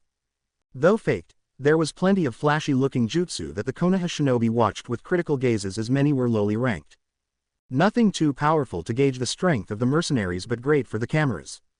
The Jonin sigh, but the genin all snort. Pathetic. One Uchiha chuckles at the flashy display. Can't be much of a threat. If this is the best they can do, a feral-looking boy proclaims. So cool. Sasuke-kun. A pink-haired woman squeals, much to the ire of the entire country. Out of nowhere a kunai was placed at the pink-haired Genin's neck, a masked shinobi at her back. "Be quiet or die," the cold voice chilled to the bone. The mission continued with several stops for the storyboard, but as they went, but that would change when a train pulled into a town. The Uzu team all stiffened as the locomotive unseals the carriages, a large group of shinobi backed up by samurai, charging forward like a flood. Red turns to the princess. "Princess, trouble approaches." Upon hearing this, a gleam in the eye of the producer could not be stopped. The Leaf Jonin expand their senses and to notice the sheer number of signatures approaching them, and that causes them to tense. Perfect. The producer roars as his crew began busying around, and before anyone knew, the stage was set. The town was silent, cameras set in place, the small group face off against the seemingly endless horde, with Fujika's front and center with the Uzu shinobi standing either side. A wide shot of 6 shinobi panned over towards the actress at the front. "Captain Ice, please remove these stains on our honor." "Yes, ma'am." They all chorus overly dramatically. "Move out," she orders, and a brutal battle took place. The Leaf shinobi watched in horror as their Uzu counterparts tore apart the army. They used simple weapons, but more often using the enemy's weapons against them. Slashing and hacking, stabbing through ribs, and plenty of blood flew as the hidden Leaf Genin were left green in the face at the sheer viciousness of the other team. They clearly had no mercy, no hesitation in their fluid movements, and yet their teamwork was flawless with combination attacks and defending of one another's backs. It was a sight to behold. The Leaf Jonin, however, were impressed as they had only used C-rank jutsus at most, with seamless teamwork to give these low-powered jutsus the power needed to overwhelm their aggressors. The winds changed, however, and the 2 older shinobi sensed it as several blue fireballs dart up toward the sky, only to see some kind of flying machine shimmer into view. A second barrage of fireballs impacted what appeared to be a blue barrier, flickers into view before impacting the contraption's hull. The Leaf Jonin's eyes are caught by a flicker, and they spot one of the Uzu shinobi looking at them, and signs in hidden Leaf Anbu code, "Protect the target, second unknown above." After a second of shock that their own code was being used by a non-Leaf shinobi, but it subsided upon recognizing the situation, eyes and head snapped up and a red eye was spinning, noticing the second craft swooping in toward the target of their protection.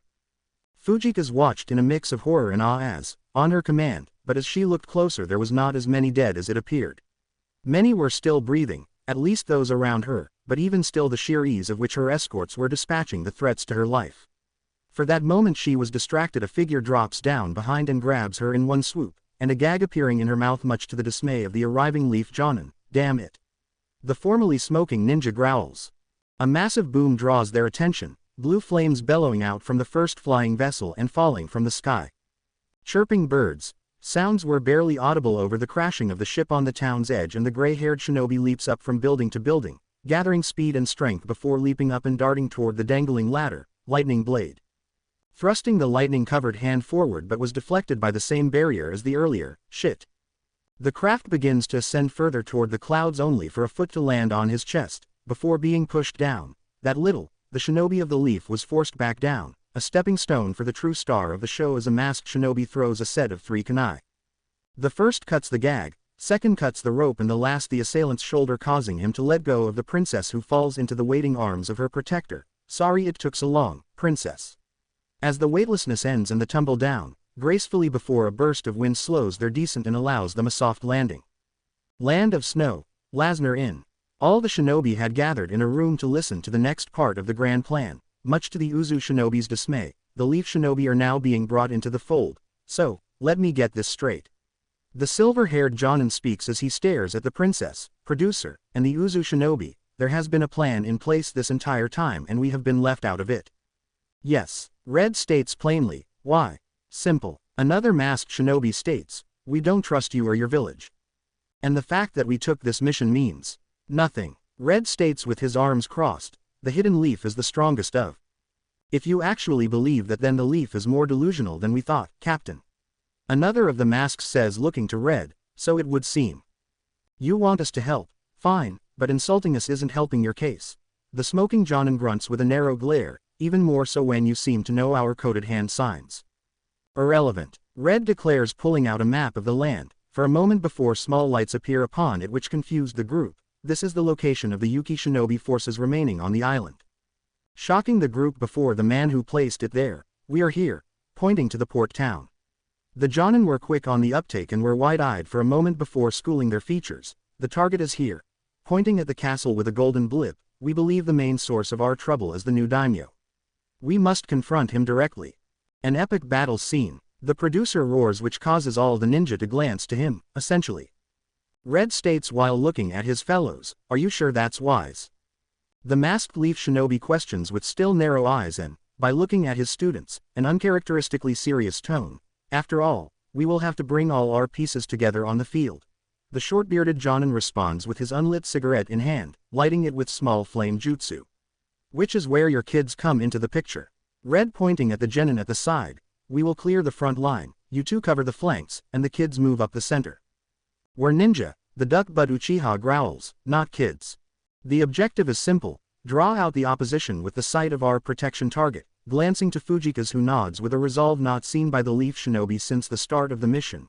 "Once he summons his forces to attack, he will no doubt take the field himself, believing your kids are the only protection she has." "Are you sure that will work? Putting our shinobi in the line of fire. They're still green." Deception is the center of the shinobi world.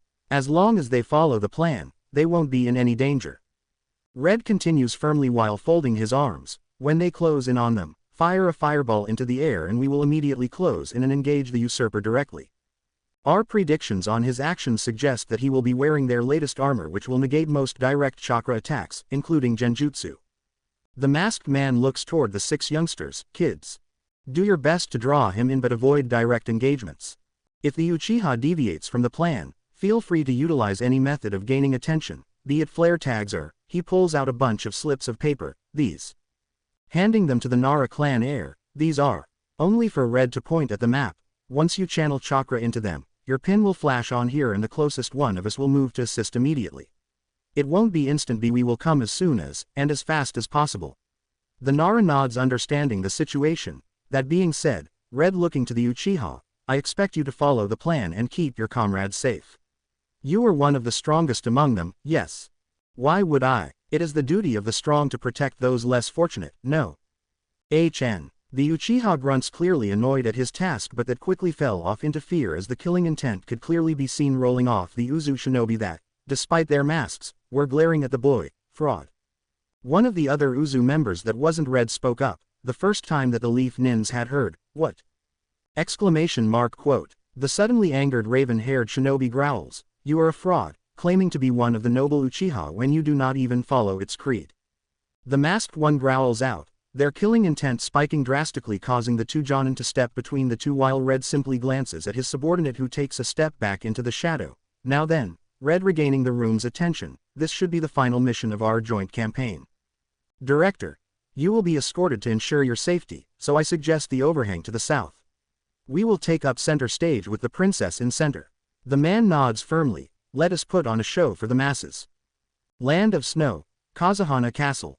In the plain that surrounded the main stronghold stepped the princess with Red at her side with the group surrounding her. "Are you sure I will be safe here?"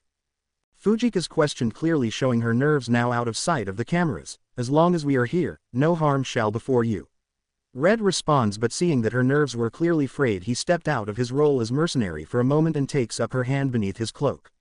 His free hand briefly moved his face mask so their eyes could meet in her pale blue meeting vibrant violet, causing her breath to hitch. "You will be fine. We'll be by your side after all." "Ah, will you stay with me?" "For a while, but," their voices barely below a whisper so that only the two could hear, "I am a leader myself. I can't stay forever. I can visit, often, but I can't stay. My people need me too." She somewhat deflates at that. "Though, I could offer the daimyo an alliance contract between our two peoples, perhaps." It took but a moment to realize what that could entail, and the next second even her worry and concern for her safety was replaced with a spark of something she was unfamiliar with but knew almost instinctively that she had to protect. "Perhaps," she responds with a firm smirk. He nods before replacing his mask, this whole interaction gone unnoticed by all but a certain redhead who smirked behind her own mask. "Captain," the director said, "we're game." Came over the radio, causing the Uzu shinobi to all look to the leaf shinobi. "It's time." "How?" "We're leaving our charge in your hands, leaf shinobi. Do not fail us," Red states with a pulse of killing intent to ensure his point was being understood. They nodded, somewhat fearfully, with one of the masked ninja staring at the lone Uchiha for a moment as the group moved quickly toward the tower in plain sight. As expected, the snow ninja rushes off, and as the group arrive near the halfway line, they find themselves coming forward and in line with several squadrons of snow samurai rushing forward, split up. Formation 7B. Fujika's instructs just as Red told her to do, which was something that startled the Uzu shinobi, who glanced at their leader, who nodded, and they all split as the princess continues rushing forward with the leaf shinobi moving up to her side. I need you two to move to the flanks and cover our rear, looking to the two elder leaf shinobi, who nod and rush off. The rest of you, Manji formation. We're charging forward, let nothing stop us. Hi, they all chorus just before several massive explosions of fire, water, wind, and even ice all over the clearing. A massive blast of lightning on the right flank signals one of their sensei was going somewhat wild. A boom calls their attention to the other side as smoke and flames tower higher and higher into the blue skies. Man, this is crazy. The chubby shinobi states as the whole group all nodded as they keep pace with their charge. Among a pile of armor and bodies, Red steps past them, purposely avoiding making any noise as he observes the shinobi that lined the clearing, attempting to hide and ambush him. Although his assault was ruthless and brutal, not one death had occurred by his hand. I suggest you stay hidden so that you can go on in the new age that approaches. Speaking loudly but softly as the chakra he was sensing, the 24 signatures that were edging closer to him all suddenly halted, with all but two growing more serene as they are clearly standing down, but the last two looked on edge. Red glances at the two. If you want to fight, then step forward, and two figures appear up from the snow with weapons out and chakra armor. A plate-like armor that uses its namesake to negate all attacks upon its user as an ultimate defensive equipment. Sensing its activation, Red pulls out a bright scarlet katana, which caused the two Yuki shinobi to take a step back as he takes up his stance, his sword raised up by his eye level while pointing it at the enemy with both hands on the handle. It's been a while since I got to cut through my enemies. A soft but utterly dry chuckle slipped past his lips. Should be fun. Among ash and burnt metal laid at the feet of another of the Uzu shinobi, who glances around the melted snow. She glances left and right before vanishing just as a bunch of spinning shuriken land where she was originally. Out of the branches come a pair of blank masked Anbu with a simple kanji for root on the front. Activating her team radio, third party, within the darkness. Avalanche, go assist. Fire Blossom, evade and withdraw. Do not engage. Understood, Captain. Fenrir responds, glancing at each masked opponent that slowly moved to cut off her escape. Smirking, she allows a pair of smoke bombs to slip from her hand that detonate immediately on contact with the ground. A black blur rushes out and the two aggressors give chase without a word. After the smoke cleared and the grounds were empty again, a single shinobi steps out from behind a nearby tree with a very amused smirk dancing across her lips, so predictable. Before she too vanishes back to her mission. A flare burns brightly in the sky as Red looks up from his battle and smirks before placing his hand in a cross-hand sign and whispers, multi-shadow clone. And a good 50 replicas of himself fade into view around him and promptly charge toward the enemies as he vanishes back to the target.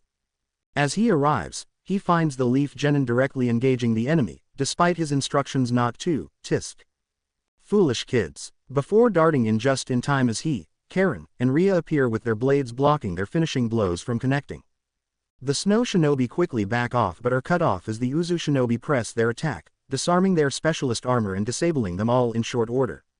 The Leaf Genin were in awe in their coordination and ferocity, synchronized movements that flowed like water between offensive and defensive action without even muttering a word. That awe turned to fear as Red approached them, his crimson sword gleaming from dripping blood. In his hand at his side, where's the princess? Causing them all to widen their eyes, glancing back at where their charge was supposed to be. She was. Your mission was to protect her, not engage in meaningless combat.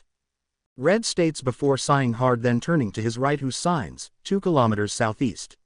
Distressed, Red turns back to the 6 Genin. We've located her. I don't know what you are capable of, but those best at support roles follow my coworker there, pointing to Karin. Those with ranged attacks follow that one, pointing at Rhea, frontliners with me. And the Genin nod before chasing after the Uzu shinobi, which worked out well as they closed in on the decisive battle. Red slows to fall back to be in line with the 2 frontliners. Uchiha, do you have any lightning attacks? I am a Uchiha, I have a fire. Your line has produced several prominent lightning users. A shame, Red says, shifting to the other frontliner beside him, a chubby set teen, Akamichi, correct? The boy nodded as the two pretended not to hear the indignant growls from being ignored from the other side. How fast can you transform into the human boulder? About 3 seconds, with another 5 to get up to speed. Why? What if I were to throw you? Can you spin whilst airborne? Red asks, and the chubby teen thought about it for a moment before shrugging. Dunno, never tried. Guess it's a first for everything.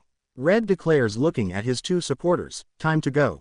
Looking back at the Uchiha just as a group of samurai attempt to cut them off. Give me your largest fireball. The Uchiha smirks while running through the hand motions for his attack, blowing out what the Uzu forces saw as a fireball on the smaller side of things. Is that it? The Uzu shinobi questioned in whilst he went through his own for an empowering wind that causes the small ball of flames to expand outward before exploding and knocking the group of samurai off their feet. Hold them back. But before anyone realized, another shinobi lands in the center and a blast of lightning shocked them all into blissful unconsciousness. The group continued moving forward without breaking stride, though the genin did stumble. Target location. One sign to another. Moving east, fast. They all nod before one glances back. Go find your commanders. We're going to moving faster than you can track, so good luck. Before the duo jump away, surprising them that indeed they couldn't even follow their movement. Land of snow. Forest's edge. Moving through across the ice at speed, the group were intercepted by a squadron of Nook Nin, which forced them to take a far more aggressive than their previous actions. Swords drawn, hands going through signs, fire style, majestic flame destroyer. Wind style, grand breakthrough. A massive blast scorched the entire area, the snow and ice completely vanished into mist and steam. The team pushed through only for 4 to break off and clash with the survivors, allowing their leader to keep on the trail. Let go of me, uncle. A desperate cry which causes Red to stiffen slightly. A cold fury overtakes his very being as he spots the older man calmly strolling toward the treeline with a pair of samurai dragging along the protesting Koyuki behind him. But as Naruto dropped in, they noticed as her fear and struggle had suddenly fallen off. When Kazuhana Koyuki, who was disguised Fujika's Yukie, looked back, he saw his men cut down in a single well-placed slice, but even though surprised, he was able to parry the follow-up strike from the Uzu shinobi, sword to sword. You, who are you? Answer me. The man growls but slides back slightly before he pushes hard, forcing the shinobi before him to leap back, standing protectively in front of his charge. Are you injured? Red whispers, and no, I am unhurt.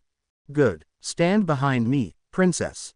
Red continues to whisper as his opponent charges at him, but after a quick flash of one-handed seals, Red unleashes a torrent of high-pressure water which only pushes Dodo back as his armor continues to absorb the chakra from the attack, causing the man to cackle. You cannot beat me in this prototype armor.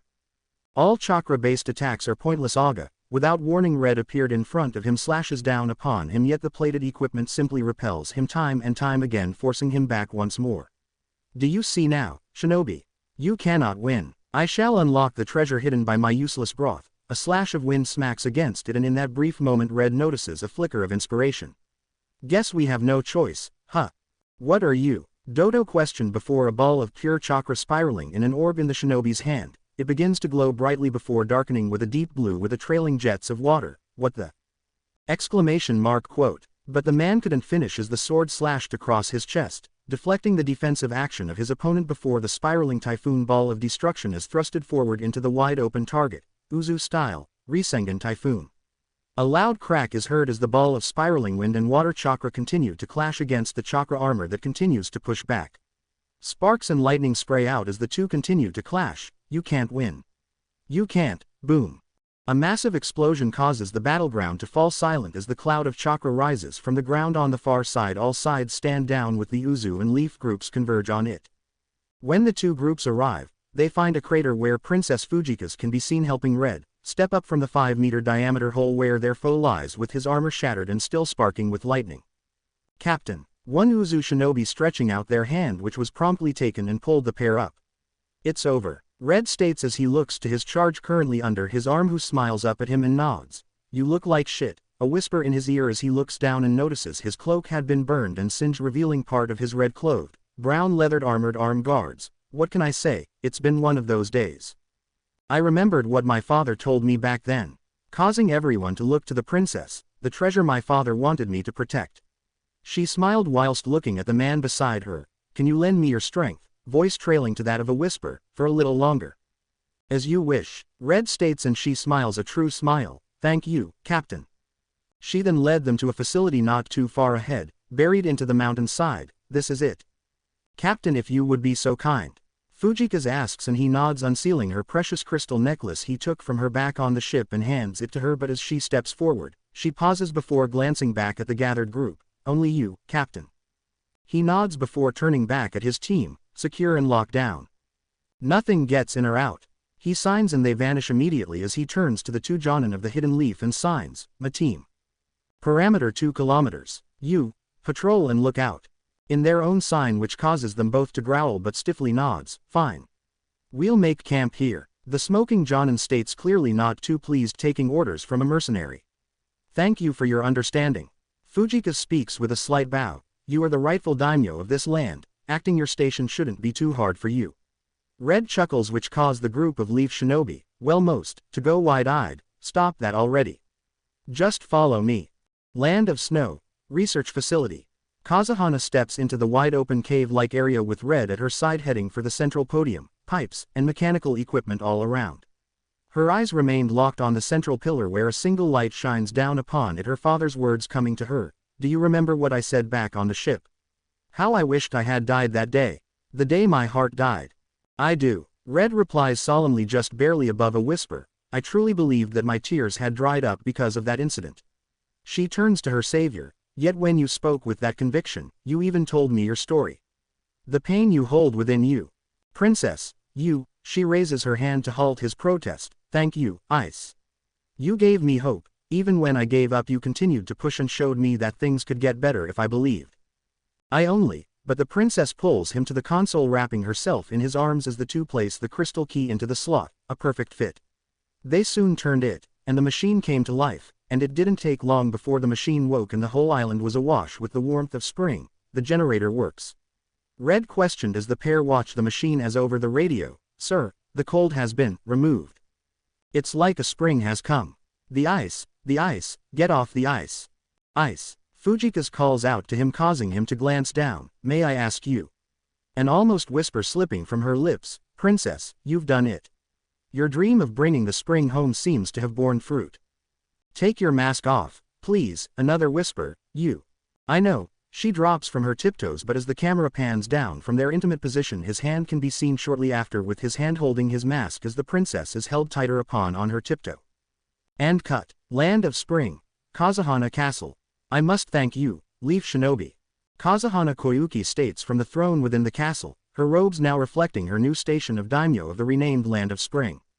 "Princess, the short-bearded Jonin, I, Jonin Serato Basuma, wish to confer our desire to create an alliance with." He pauses when she raises her hand. "I would love to say yes and all, however we are still busy trying to take stock on our current situation. We are in no position as of right now to sign an alliance with the Leaf." Koyuki states professionally, but the Leaf team all notice that in place of the Yuki Shinobi that should be guarding her, there was the Uzu Shinobi. The news just confirmed what they feared. These Uzu Shinobi must be in more permanent talks with the princess, who seems to hold them in higher regard than themselves. "I see. Do you have an estimate?" "I am not sure." She gave a meek smile with a shrug that causes the officials in the room to face fault, with the Leaf Shinobi chuckling at the sight. "Like I said, we have a lot to do. The more we do, the more realize how much more we have left." She says with a hard breath, "I was not prepared for this. I am an actress." "Princess." Her aides all yell. She then turns to the Leaf Shinobi. "So, until we understand where we are exactly, I can't say anything." "I see. Very well." Serato sighs. "In that case, we will take our leave for now. Please be safe." But before he and his colleague could turn to leave, a figure is thrown before them, bound, gagged, and subdued. "Captain. I found the drone snooping around the heat generator, placing basic level explosive tags around." Another Uzu Shinobi stepping from the flung open door announces as the Leaf Ninja froze. One of their genin had just been found actively trying to sabotage another national secret facility. "Figured he would try." Red growls out as the group close in on the bound, pale, almost translucent, skinned Shinobi who was beaten badly already. "Guess we get to hold up our standing orders." Drawing his blade. "Wait." Serato shouts, stepping between the genin and the approaching masked ninja, his fellow jonin following suit. "Surely we can." He trespassed in a secured facility, stole, and copied classified information whilst also attempting to destroy said facility. One Uzu Shinobi announces, whilst also trying to become allies. "So, while shaking hands above the table, you try to stab below the belt." Red says whilst pulling his sword out. "Wait, I'm sure this is just a." Red, freeze. Koyuki calls out and all four Uzu Shinobi freeze in place, allowing her to stand up and head over. Even though everyone was very much alive, the whole room was still as if frozen in a snapshot of time. Is he restrained? She asks, stepping beside the Uzu forces, who nod. Then, place him in the dungeon. I will send word to the fire daimyo. Ma'am. The Yuki samurai grabbing the pale root operative, taking him to their holding cells. Now then, Koyuki turning on the leaf shinobi, I suggest you leave before you cause another international incident. The next morning Naruto awakens upon his monarch-sized bed with a slight groan as he stretches that alerts the bed's other occupant to his awakening. Can't we sleep a little longer? No, Karin, we gotta get up. You gotta get moving for your next assignment, remember? Right. Why though? We are meant. I'm sure there's a good reason. Naruto cutting off her rant, his fingers running circles down her bare back. She sighs heavily. You know, speaking softly, Karin continues, we haven't really spent much time together. Now looking up at him from her perch atop his chest, hair spread to her right. I know, his simply response, equally as soft as he continues to run his hand up and down her back. But you know as much as I do. She cuts him off with a deep kiss. Let's not talk about work for now. Team 4 will be here later this evening, so we have some. She was cut off as he picks her up. She squeals the entire time as they laugh and enjoy one another for several more hours. So kid, have fun last night. Jax chuckles, stepping beside his unmasked leader, the pair standing upon a balcony high in the castle on the side that looks out over the slowly thawing plain between the fort and the town on the lake's edge. I wasn't the only one, it seems. Causing the ice user to freeze a moment. Haha, well, it's been some time since we all got any sense of privacy. Guess it was to be expected. Yeah, though, Naruto sighs as he continues to stare out across the ice. The others are heading back. I don't like not having her within my reach. You're a 16-year-old kid. The pressure on you would put even grown men on their asses. Right, well, old man, Naruto with a playful smirk, that was evident in his voice, we should finish up the negotiations here and get moving ourselves. Stepping away from his frowning colleague, those Yukigakure shinobi, they want us to help with training. Are they serious? Jax growls as he steps beside his captain, the pair heading toward the royal court with their masks back in place. Yeah, Red nodding. That being said, we can't be letting our teachings out without contacting the elders. Have you sent word? Yeah, that's why we have sent a kestrel ahead. Then, we must wait for a response. And then send back their response. Grr, if the elders just let me do my actual job. Yeah, being called heir apparent in name only. And responsibility with no actual power. Red sighs hard with head hung low. This is troublesome. At the gates of the Hidden Leaf village a certain dark-haired Nara clan heir sneezed. Thank you for coming, Koyuki adds, shaking Red's hand whilst leading him to the table. I was unsure of which ones had left late afternoon. I'm sure. Shall we get to business? Red asks as he holds out his hand and Jax hands him the scroll. Let's. I sure hope it's good news. Koyuki, who was looking a little worse for wear, having non-stop meetings and paperwork. Depends, Red states as he unrolls the scroll. 2 clicks and puffs reveal several documents. Several hours later and much deliberation, the two were about to leave it for the day when a Yukigakure shinobi arrives with a scroll. Lady Kazuhana, Lord Red. A message from, well.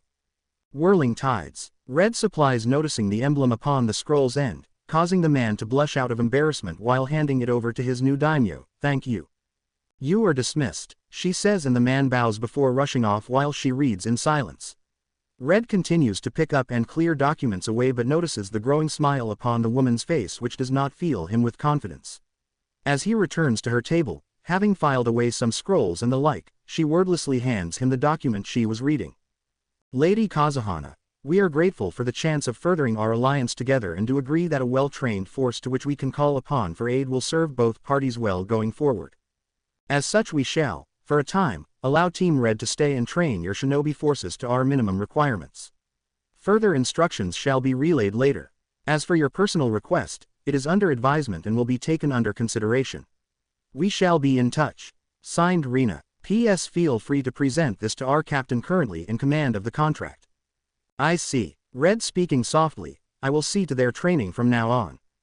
I thank you. Speaking equally softly, Koyuki stands from her seat while signaling the samurai to leave. But can I ask something, a favor? He looks to her. Can I see your face again?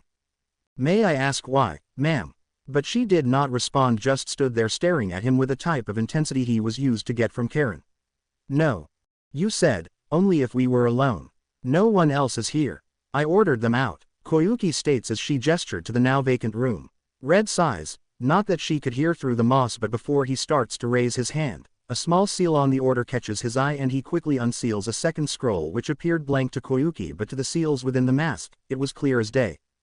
Naruto, the council meeting has just concluded and confirmed that your team is temporarily disbanded. You are being reassigned to Snow, turned Spring Country on a long-term basis. We have dispatched Raven Company Commander Makoto to act as your second. Once she arrives, send Jax and Ria back. The other matter discussed is a political one. Princess Koyuki Kazuhana has requested a political marriage to tie Spring and Whirlpool. Her council has requested you, however talks are still underway. You will be informed once a decision is made. Your grandfather, Ashina. Red places the scroll down as he retakes his seat. Koyuki watches him with bated breath, curious of what was going through his mind right now. With a sigh, Red removes his mask, dropping it on the desk, and hood before his violet eyes lock on to her pale blue. Can we talk frankly? To which she nods. Why do you want to marry me? Her eyes widen. I get that since we met, I've remained at your side to reassure, guide, and protect you, but now you have to stand on your own. The end. Thanks for watching. Also remember to subscribe and like this video. See you in the next video.